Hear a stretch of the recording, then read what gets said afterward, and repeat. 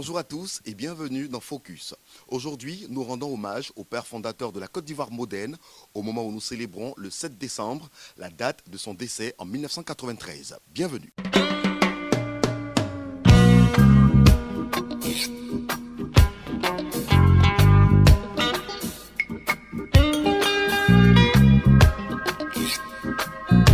Dia Oufoué est né le 18 octobre 1905 à Ngokro, Yamoussoukro. Surnommé le Sage ou même Nana Boigny ou Nana Oufouet, il est le père de l'indépendance de la Côte d'Ivoire.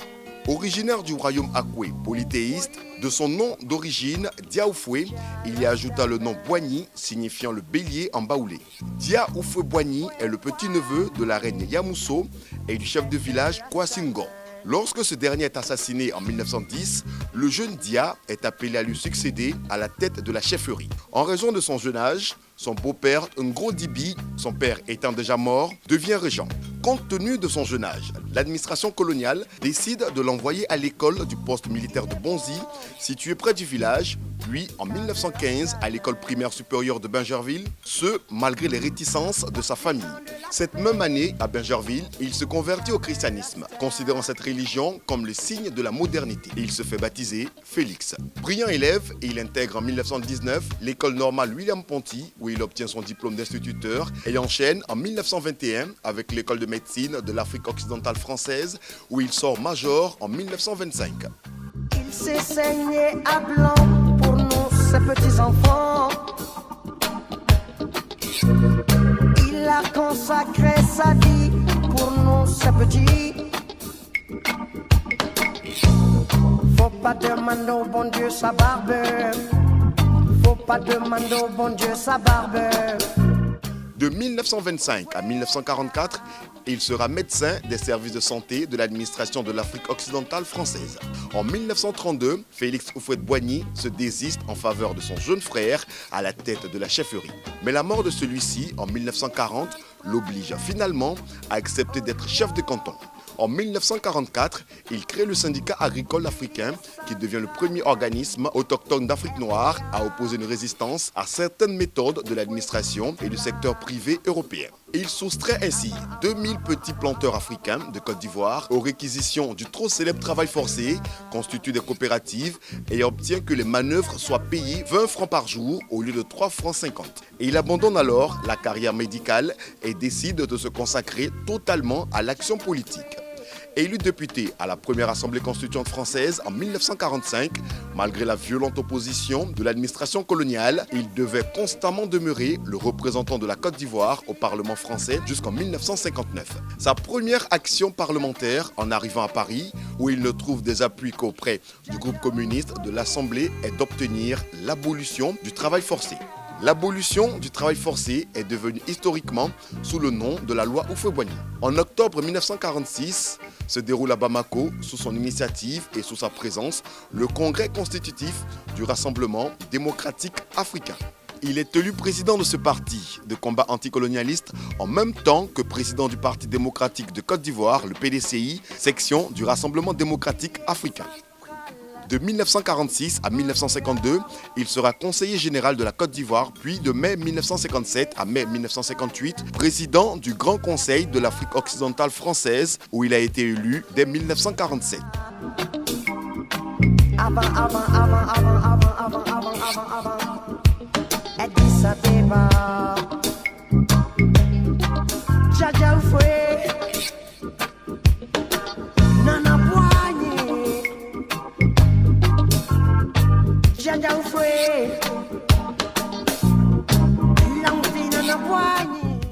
Mais tout ne se passe pas facilement avec certains représentants de la France.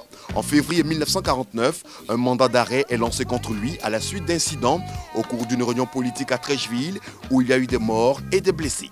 Houphouët-Boigny évite l'arrestation à Yamoussoukro, mais plusieurs de ses amis sont incarcérés et condamnés.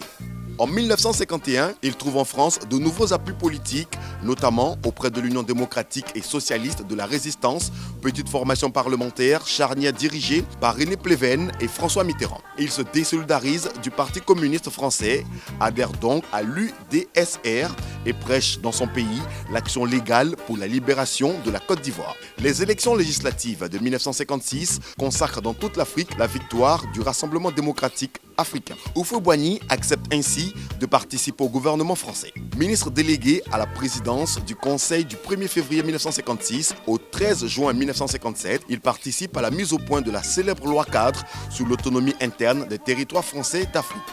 De juin à novembre 1957, il est ministre d'État puis ministre de la Santé publique jusqu'en mai 1958.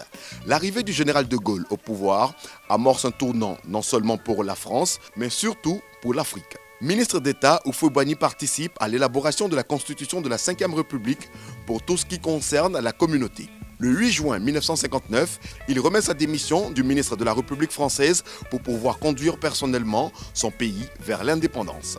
Le 30 avril, Félix Houphouët-Boigny devient Premier ministre de son pays. L'indépendance est proclamée le 7 août 1960. En ce jour béni du 7 août 1960, l'indépendance de la Côte d'Ivoire. Et le 27 novembre de la même année, il est élu premier président de la République de Côte d'Ivoire. Il sera reconduit dans ses fonctions lors des élections de 1965, 1970 et 1980. Élu à l'unanimité président du Parti démocratique de Côte d'Ivoire, PDCI, section du Rassemblement démocratique africain, RDA, au cours du 7e congrès du parti en octobre 1980. Le général de Gaulle écrit dans ses mémoires d'espoir à propos de Félix Houphouët-Boigny, cerveau politique de premier ordre, de plein pied avec toutes les questions qui concernent non seulement son pays, mais l'Afrique et le monde entier, ayant chez lui une autorité exceptionnelle et en dehors une indiscutable influence et les employant à servir la cause de la raison.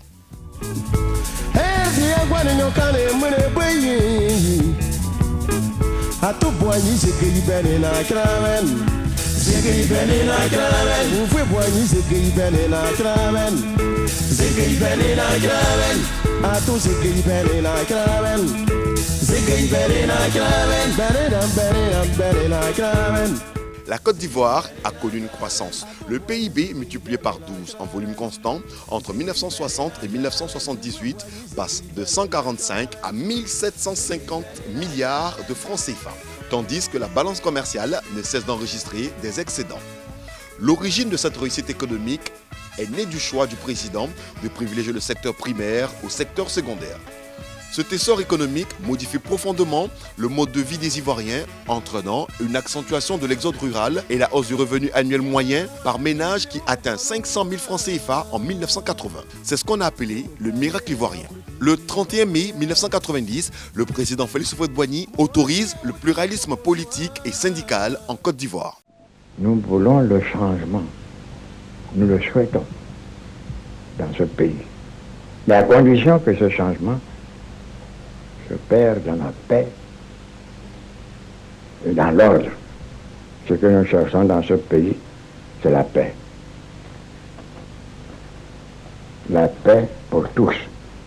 Pas pour un parti, pas pour un homme, pour tous les partis et pour tous les hommes. Si nous sommes honnêtes, si nous voulons servir la même cause, la cause de ce pays, pour relever les défis du sous-développement, le multiparti ne pourrait que nous servir. Et moi-même déjà, vous m'avez beaucoup servi. Mon parti s'était endormi pendant 30 ans sur le laurier de la victoire de 56 à 60. Grâce à vous, les gens se sont réveillés. Mais de grâce, si vous voulez faire de la politique, écarter de la Côte d'Ivoire la voie du sang. Je ne suis pas au rendez-vous du sang. Le sang n'a pas coulé en Côte d'Ivoire. Et le seul bien que je puisse vous laisser en partant du pouvoir, il faut savoir partir, c'est ce climat de paix. De grâce, ne le troublez pas. Que la politique ne vous divise pas, au contraire. Que vous ayez le même souci de servir le pays. Mais dans la paix, dans l'amitié, dans la fraternité réelle. Ne chantez pas le pays de la vraie fraternité, Il n'agissait pas contrairement à ce chant. Félix Houphouët-Boigny crée en 1989 le prix pour la recherche de la paix parrainé par l'UNESCO, entièrement subventionné par la Fondation Félix Houphouët-Boigny. Ce prix, qui porte le nom du président Félix Houphouët-Boigny, doyen des chefs d'État africains, apôtre infatigable de la paix, de la concorde, de la fraternité et du dialogue pour résoudre tout conflit à l'intérieur comme à l'extérieur des États, est attribué chaque année par un jury international composé de 11 personnalités originaires des 5 continents qui décernent un chèque de 120 000 euros, soit plus de 79 millions de francs CFA. Le soleil s'est couché ce matin et tous les drapeaux ont baissé les yeux.